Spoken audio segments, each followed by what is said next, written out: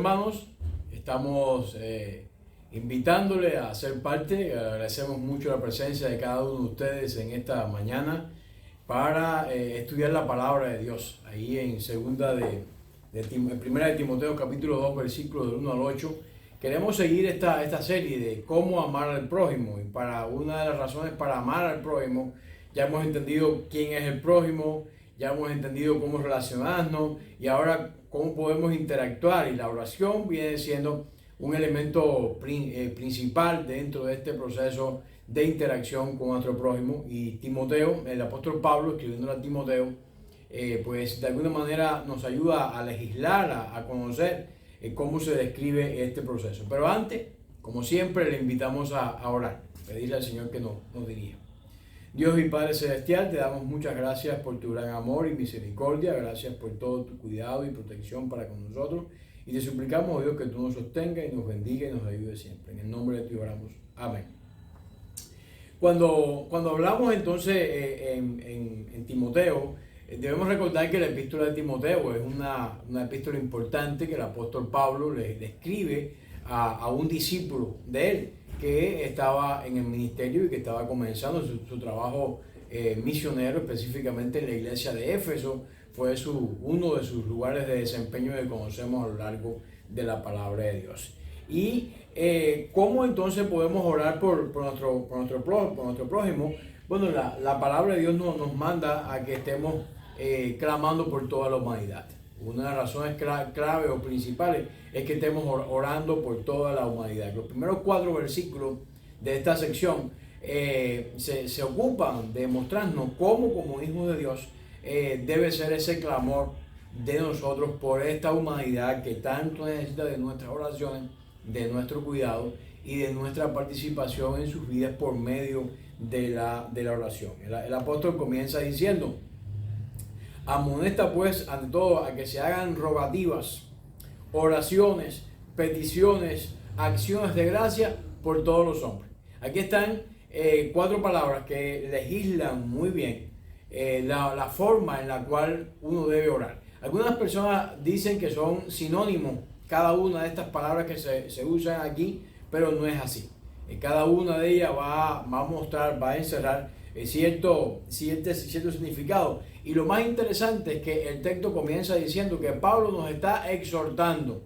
Es decir, que de parte de Dios viene este mensaje diciendo que como hijos del Señor debemos estar dispuestos, debemos estar usando nuestro tiempo para clamar por nuestro vecino, por nuestros amigos, por la humanidad entera, por los gobernantes que más adelante van a aparecer también dentro del elemento de este versículo. Es decir, que en otras palabras Pablo está diciendo como llamándoles aparte, aparte y diciéndole: oye, comuníquele a cada una de las personas en particular de tu congregación, a cada amigo, por favor oren. Es decir, esta es la exhortación que aparece a lo largo de este texto. Más adelante, esta exhortación tiene que ver en cierta medida también en la relación que tiene la iglesia con el Estado. Si las iglesias han de florecer espiritualmente, necesitan celebrar cultos públicos. Necesitan pues de alguna manera pues poder tener ciertas ventajas sin perturbaciones por parte de los países y de los gobiernos. La iglesia es una luz que resplandece en medio de las tinieblas. Entonces, una de las enfoques de esta exhortación es que para facilitar el trabajo de la iglesia, nuestras oraciones van a contribuir o van a formar parte de esas buenas relaciones que deben tratarse. Es posible que Pablo tratara de visitar a la iglesia de Éfeso y quizás había podido percatarse de que había cierto descuido para orar con relación a los gobernantes, y que no era muy fácil. En el mundo antiguo, bajo la persecución y bajo las razones que tenían los diferentes gobiernos para con los pueblos, era difícil orar por ellos. Entonces decimos que era un poquito complicado.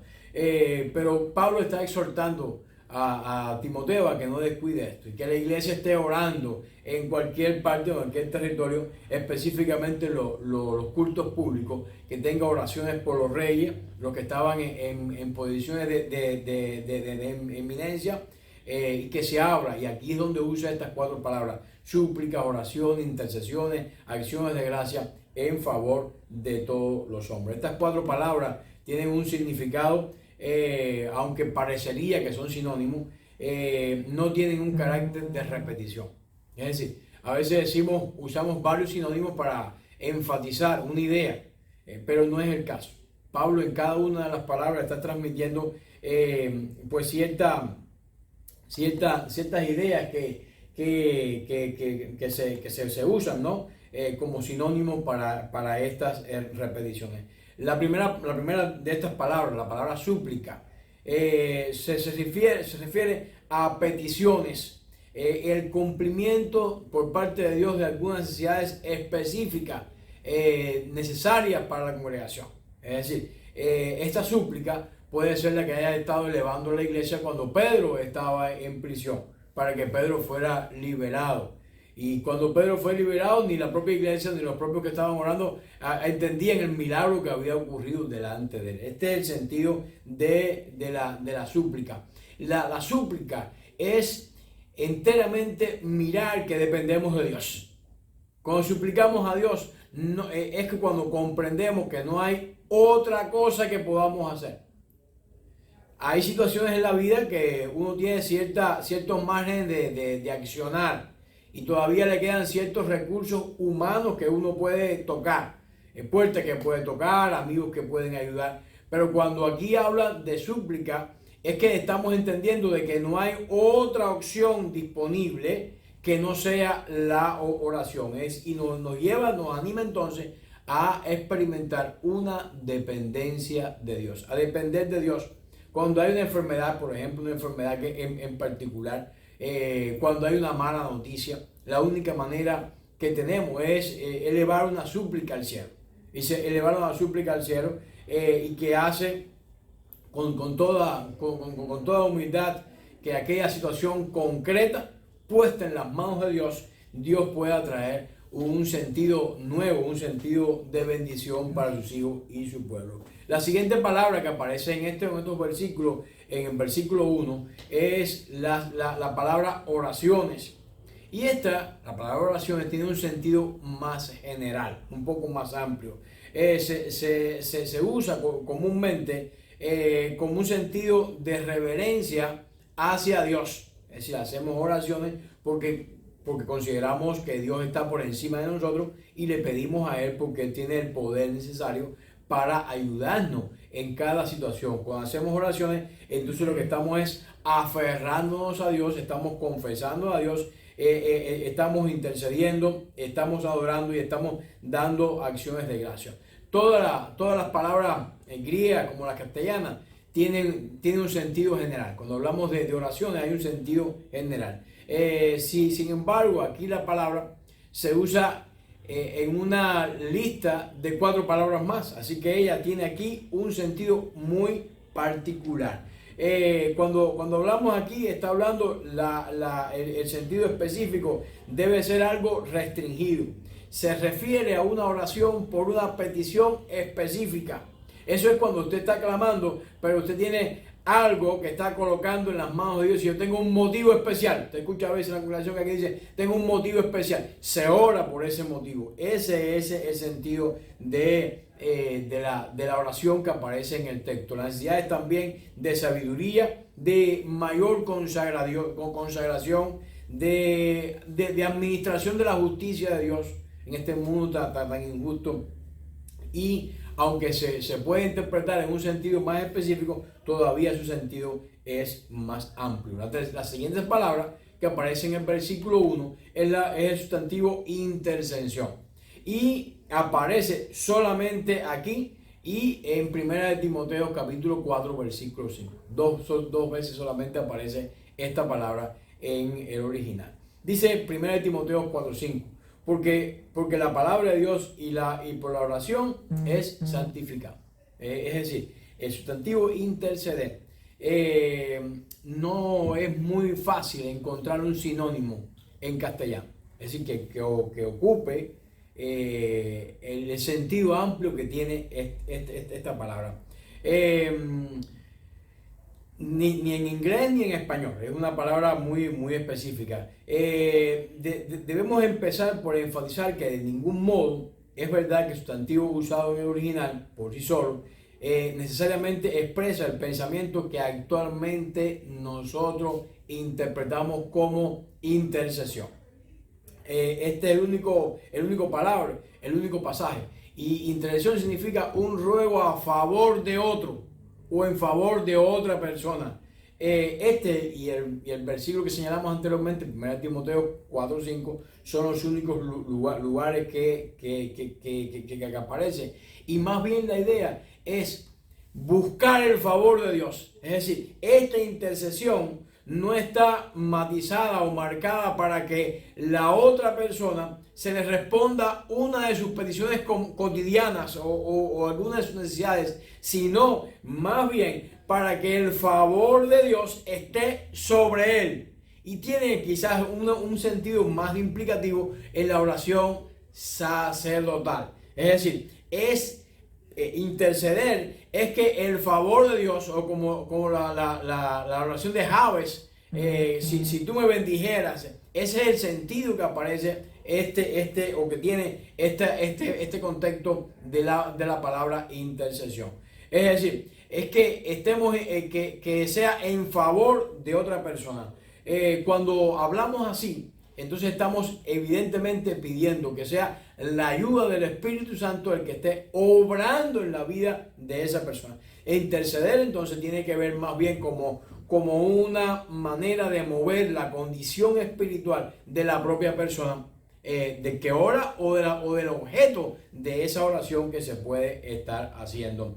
Cristo en su trono celestial se acuerda de nosotros, se intercede por nosotros. Pero vean ustedes que su interés más marcado es para salvación. Es decir, vive para interceder por nosotros. En este sentido, es más bien buscar el favor de Dios. Y tenemos que mirarlo desde ese ángulo. Miren ustedes toda la riqueza que tiene el versículo 1 de esta sección que estamos compartiendo. La palabra final, la palabra final aparece como acción de gracia, acciones de gracia. Ven, son oraciones en las cuales el pueblo de Dios agradece por las cosas que Dios hace. Qué importante que como hijos de Dios seamos personas agradecidas de Dios.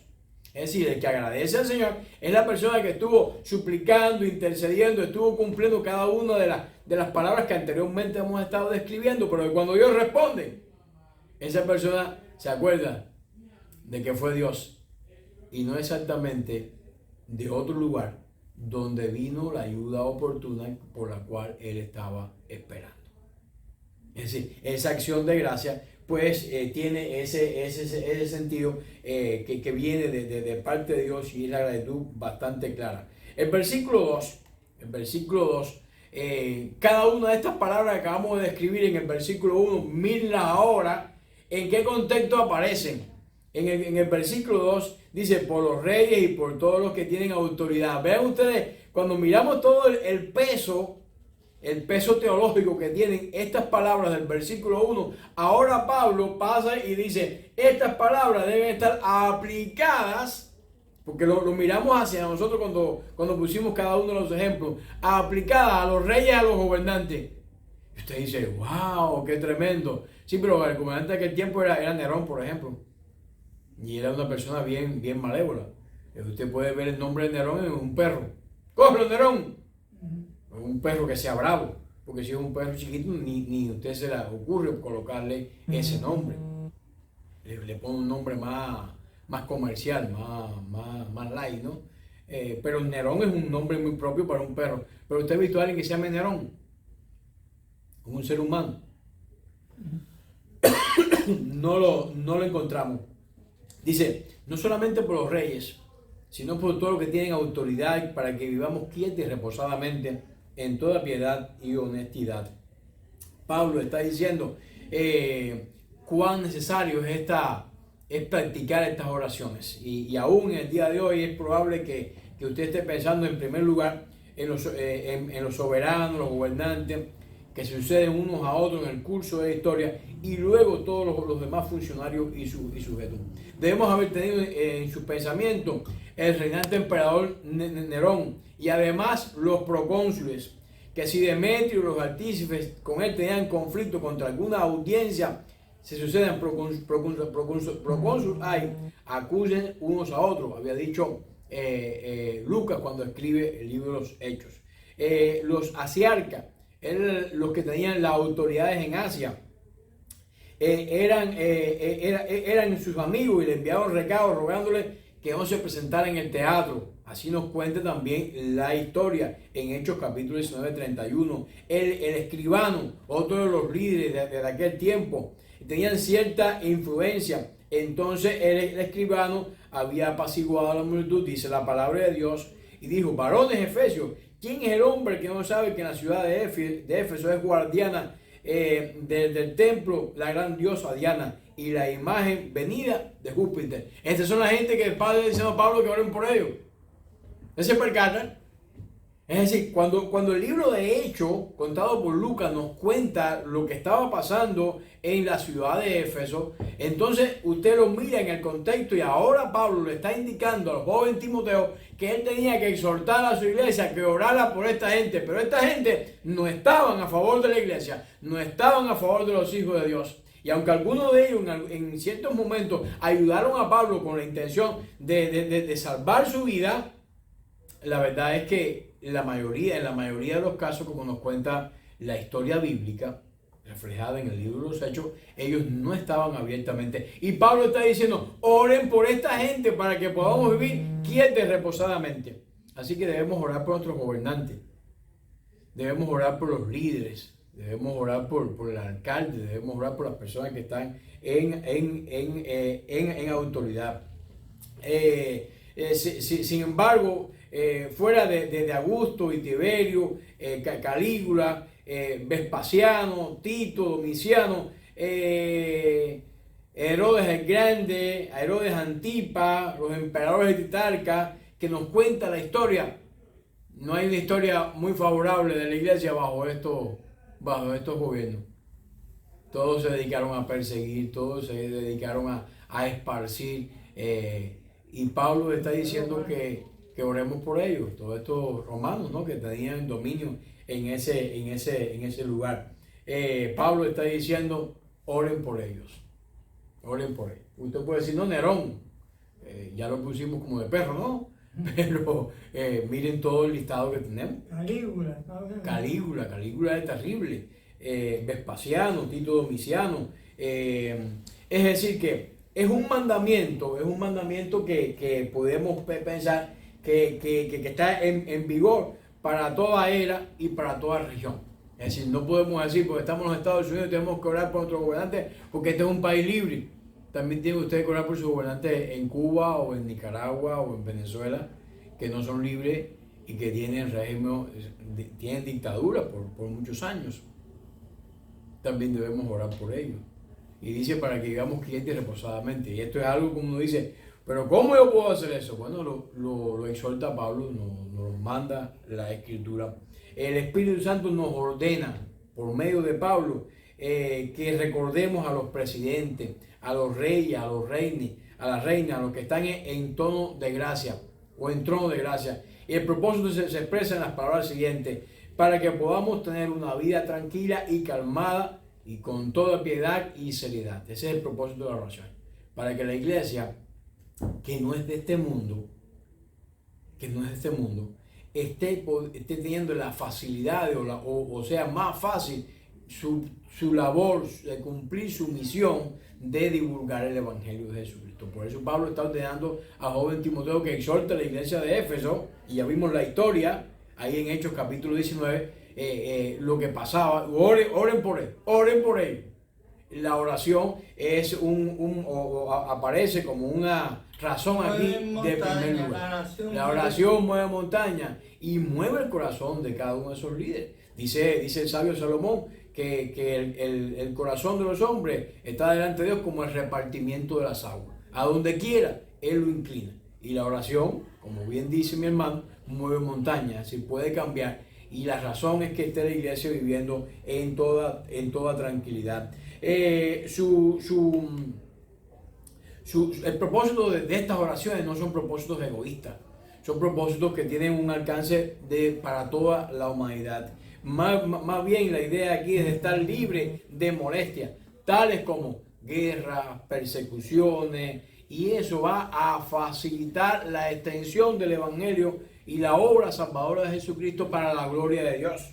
Para la gloria de Dios. El siguiente versículo 3 y 4 de esta sección dice que, ¿por qué? Porque nuestra misión es ¿qué cosa? La salvación de la humanidad. Es decir, nosotros somos los que estamos divulgando las buenas nuevas, diciéndole al mundo que Cristo vino, que Cristo lo amó, que Cristo murió por ellos. Ese es nuestro trabajo, no es otro. Entonces, si tenemos mejores condiciones, podemos hacer ese trabajo en mejor manera o de mejor forma.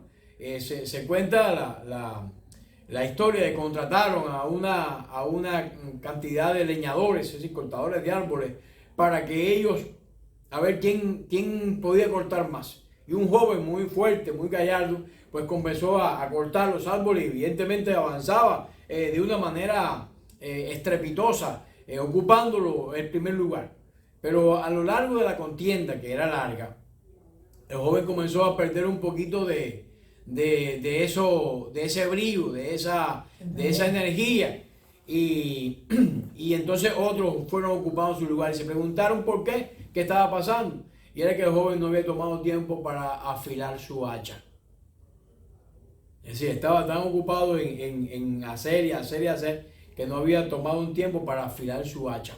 Y la iglesia le hace falta tomarse un tiempo para orar, para tener entonces más facilidades para poder en este mundo conquistarlo por la gracia del Evangelio. Pablo dice, por esto es bueno y agradable delante de Dios. Fíjense ustedes lo que está diciendo Pablo, aquí en palabras muy fuertes, dice, esto es bueno y agradable delante de Dios, nuestro Salvador, el cual quiere que todos los hombres sean salvos y vengan al conocimiento de la verdad, Ante los ojos de Dios, estas oraciones son excelentes y admirables.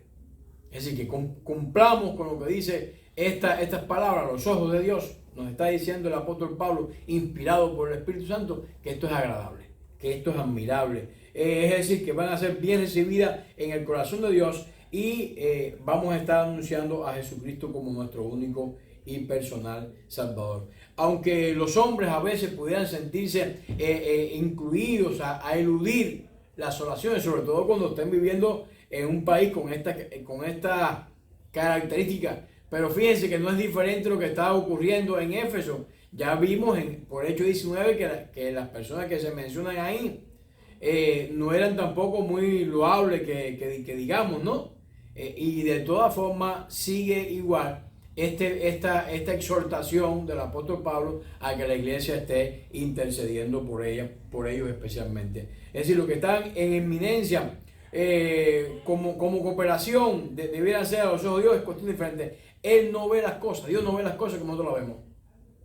Dios no ve las cosas como nosotros las vemos. Pero recordemos que cuando fue a proveerse de rey porque Saúl había sido desechado, él se lo dijo claramente así a Samuel, que él no miraba las cosas como nosotros la miramos. La iglesia no debe empezar a pensar, hacer oraciones por los súbditos y no por los gobernantes. Es decir, la iglesia puede decir, no tenemos que orar por el pueblo y descuidar la oración por los gobernantes. La Biblia nos exhorta a que lo hagamos de esa manera. Por los judíos, por los gentiles. No la intención de Dios es que todos los hombres, sin distinción de rango y raza, sean salvos. Y para ello nos hace falta orar. Y muchas veces algunos de estos gobernantes también van a venir a los pies de Jesucristo. La historia de Hechos también nos cuenta. Algunos de ellos que se acercaron. Algunos creyeron y otros no. El proceso de ser salvo no es un proceso pasivo. Por el contrario, es un proceso activo. Es un proceso de mucha actividad Es la voluntad de Dios que ellos vengan al conocimiento de la verdad, al camino de salvación revelado por la palabra de Dios. Este conocimiento no es un conocimiento intelectual, es un conocimiento transformador, renovador. No hay manera de que este mundo cambie si las personas que están en este mundo no lo hacen. Tiene que haber un cambio de esta humanidad para que todo esto pueda cambiar. Un padre quería de alguna manera que su hijo le diera un poco de tiempo. Sabe que se ponen los niños a veces un poco intranquilos. Y había un rompecabezas de un ser humano y le dijo, tenía una revista, ¿no? Y la partió y dice, ármame a este ser humano. Y el niño lo armó en un momento. Y él le dijo, pero ¿cómo fue tan rápido? Y él le dijo, no, es que por la parte de atrás tenía es decir, una foto del planeta Tierra, de la Tierra. Y entonces fue muy fácil para mí a armarlo. Porque si queremos arreglar el mundo, arreglemos al hombre. Usted quiere que el mundo funcione bien, enfóquese en el hombre. Y por eso Pablo está diciendo, la iglesia tiene que orar por los gobernantes, los líderes, para que ellos para que la iglesia como tal pueda cada vez hacer más extensivo el reino de Dios, y de esa manera va a estar mejorado. Mire qué enfoque, pudiéramos decir, tan interesante nos está concediendo la palabra del Señor. Nos está llamando a que estemos orando por salvación. Es posible que una persona aprenda muchas cosas buenas de un modo puramente intelectual. Personas que usted no conoce que son abogados, médicos, personas muy prominentes, oradores, muy destacados, intelectualmente muy desarrollados, pero familiarmente, socialmente, no lo son. Son personas como aisladas, como ermitaños, a veces no tienen buen carácter, no tienen buena educación. Entonces es interesante que estemos mirando y que nos apropiemos de ese concepto de verdad. Que en segundo lugar, podemos mirar cómo debe ser nuestra oración por el prójimo, clamando por la humanidad, pero en el nombre de Jesús. En el nombre de Jesús. El primer punto nos llamaba a clamar por la humanidad, pero aquí hay que ponerle apellido a los elementos, porque hay mucha gente clamando por diferentes libertades, diferentes enfoques, diferentes puntos de vista, que nosotros clamamos a la humanidad, pero en el nombre de Jesucristo. Amén. En el nombre de Jesucristo. Los versículos del 5 y 6 nos hacen esta descripción. Dice de la siguiente manera: porque hay un solo Dios y un solo mediador entre Dios y los hombres, Jesucristo, hombre. Es decir, que lo que nos está queriendo decir el texto es que no hay Dios para esta nación o para otra. El mundo griego pensaba que esta isla la dirigía el dios Júpiter, esta isla era no sé qué. No hay un solo Dios. Hay un Dios que es para Roma, es el mismo Dios que es para América, es el mismo Dios que es para América del Norte, es el mismo Dios. Hay un solo Dios. Es la descripción que este texto nos está diciendo. Hay un solo Dios para los esclavos y para los libres, para los reyes y para los súbditos. Pablo entonces interpreta mejor así: porque en un solo espíritu fuimos bautizados, todos bautizados, en un solo cuerpo, sea griego, sea judío, sea esclavo o libre, a todos se nos dio beber de un mismo espíritu. Eso lo dice Pablo cuando le escribe a los Corintios. Le dice a los Corintios que hay un solo espíritu, que hay un solo Dios.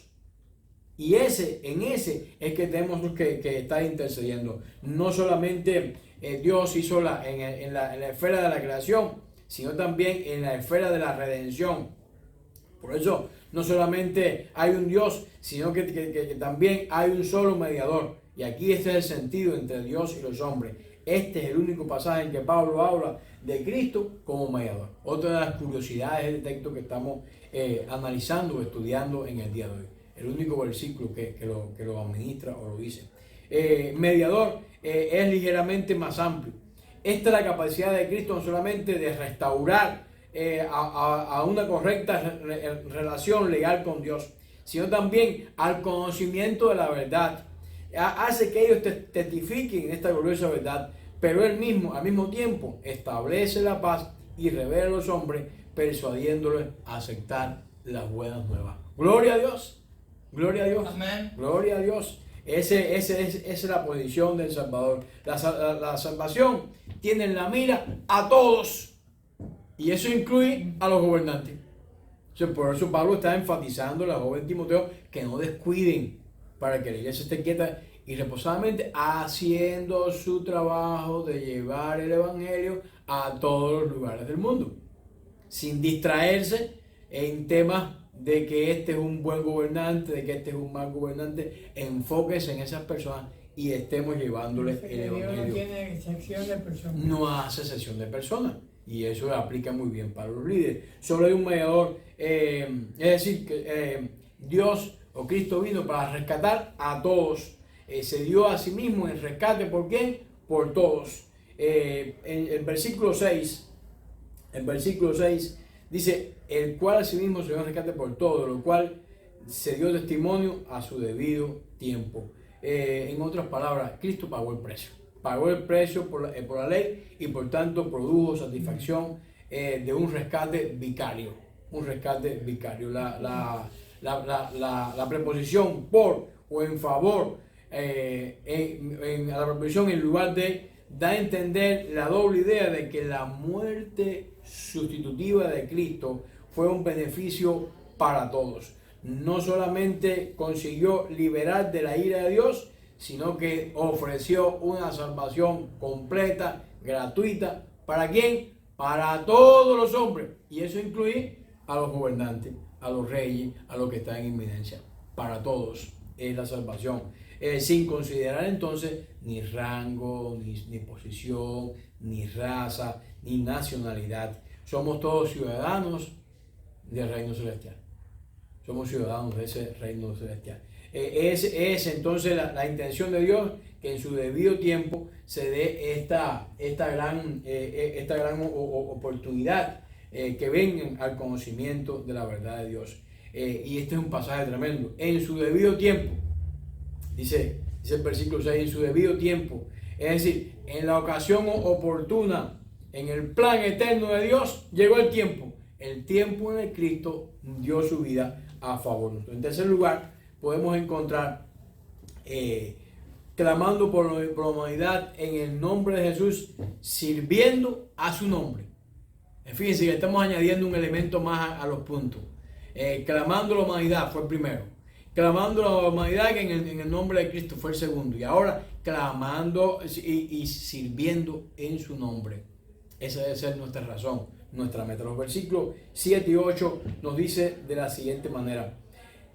Dice Pablo, por esto yo fui constituido predicador, apóstol, maestro de los gentiles en fe y en verdad. Digo la verdad en Cristo. Dice Pablo, no miento. Es decir, la razón de que Pablo había sido llamado por Dios era para que él sirviera a Dios. Dios nos llama para que le sirvamos. Y entonces, si nos está llamando para que le sirvamos y nos está pidiendo que oremos por este tipo de personas, ¿qué debemos hacer?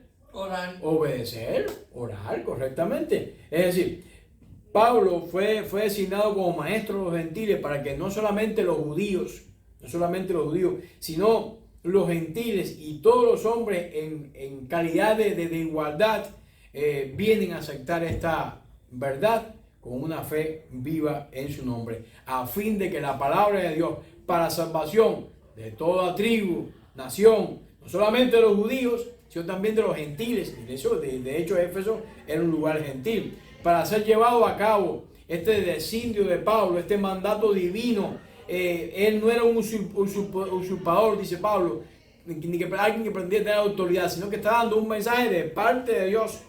Había llegado al frente, abriéndose fuerza con los codos. No, Dios le había llamado para que estuviera en esa misma posición.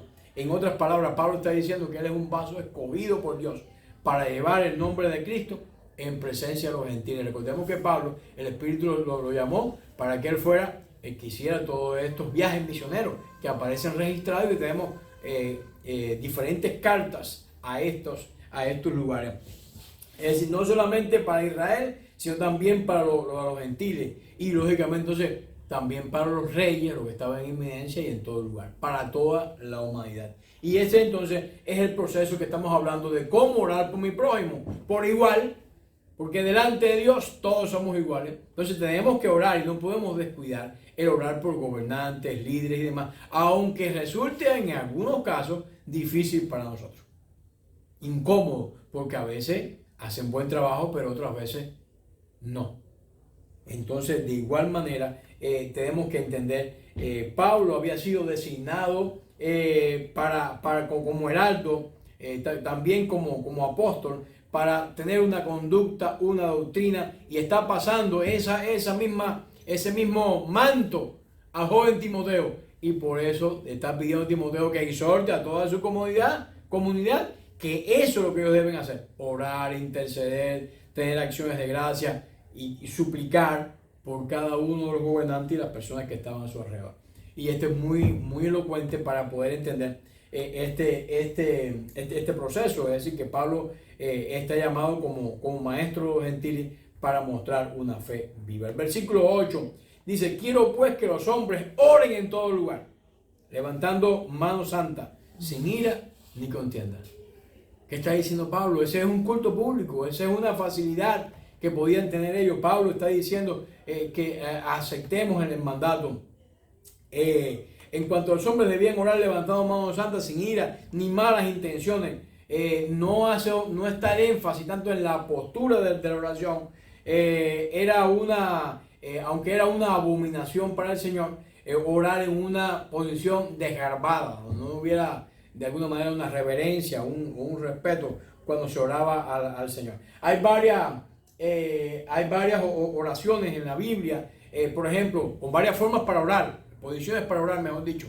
Una oración de pie. Dice que los fariseos oraban de pie en la sinagoga. Pero Génesis habla también que en Génesis 18:22 también se puso en pie para orar. Es decir, ese es un tipo de oración. Otra oración es con las manos extendidas y levantadas al cielo. Esta es otra posición. Con la cabeza inclinada. Algunas personas se inclinan, casi que se convierte en un ovillo para hacer sus oraciones. De rodillas. Esta es mucho más conocida, mucho más practicada por el pueblo de Dios. Postradas también con el rostro en tierra. Hay muchas oraciones en la palabra. Nehemías, por ejemplo, oró postrado con el rostro en tierra. Nehemías 8:6. Nehemías oró postrado en tierra. Es decir, es una intercesión, no había otra cosa que él pudiera hacer. Hay otras posiciones, como por ejemplo arrodillarse con el rostro entre las rodillas, de pie, golpeándose el pecho, como lo hacía el publicano. Es decir, la Biblia nos habla acerca de muchas posiciones. Ahora, lo que está diciendo Pablo, independientemente de la posición, es que levantemos manos santas, que nosotros, lo que estemos hablando con el Señor, sea lo que siente nuestro corazón verdaderamente. Es decir, que estemos con toda reverencia delante de las manos de Dios, con los brazos extendidos, con las palmas hacia arriba. Era una de las maneras en que se hacía este tipo de oración, con las palmas hacia arriba, hablando o pensando en humildad y en esperanza, que de Dios vamos a recibir, Nos habla acerca de su misión, levantando los ojos al cielo, e indica que se cree que solamente de Jehová viene de él. Representa humillación y adoración, y esto armoniza de una manera muy extraordinaria. No sabemos cuándo viene la costumbre de cerrar los ojos, ¿saben ustedes? ¿Cuándo viene la costumbre de cerrar los ojos?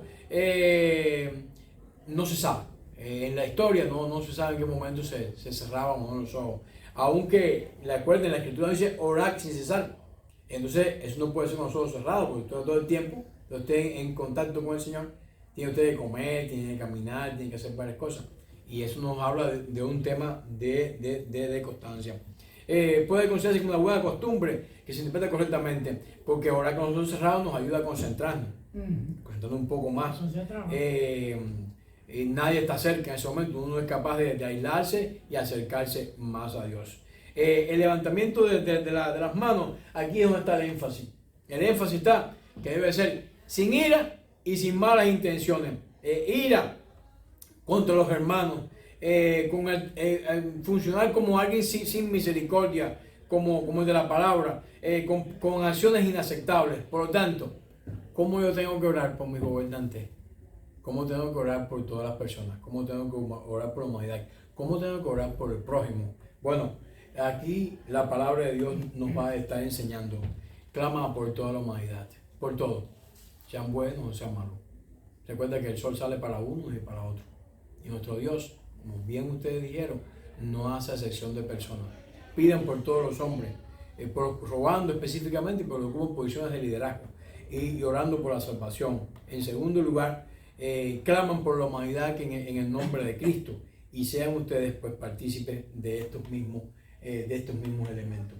Por lo tanto, hemos aprendido por medio de este pasaje de 1 de Timoteo capítulo 2 versículos 1 al 8 cómo puedes orar por tu prójimo. En esta serie, cómo amar al prójimo. Una de las maneras de amar al prójimo es orar por él. ¿Quién es tu prójimo? Los gobernantes, los que están en inminencia, las diferentes personas, diferentes razas, nacionales. Ora por ellos, clama por ellos, como Pablo nos indica en el texto. Así que te invito a orar. Padre, bendice a esta humanidad entera, Señor. Permite, oh Dios, que puedan venir el conocimiento de tu palabra y como hijos de Dios podamos estar quietos y reposadamente llevando, Dios, tu mensaje de salvación. Te pedimos, Dios, que tú bendigas a cada uno de los líderes nacionales, los líderes internacionales, que tú, Dios del cielo, permitas que esta humanidad pueda acercarse a ti. En el nombre de ti oramos. Amén. Amén. Que Dios les bendiga. Amén.